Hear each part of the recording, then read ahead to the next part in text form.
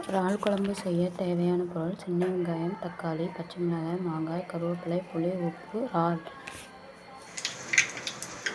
சட்டியில் ஆயில் ஊற்றி கடுகு, வெந்தயம், சோம்பு, சீரகம் போட்டு நல்லா வதக்கணும். வதக்கிட்டு சின்ன வெங்காயம், கருவேப்பிலை, பச்சை மிளகாய், தக்காளி போட்டு நல்லா மசிய வதக்கி விடவும்.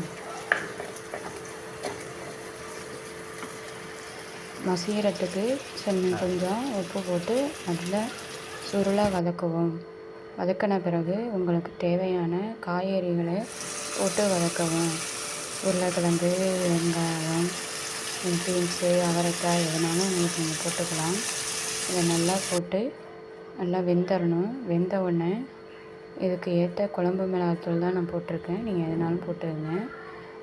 அதுக்கு ஏற்ற உப்பு போட்டு புளி தண்ணி ஊற்றி நல்லா கொதிக்க விட்டு வேக விடவும்.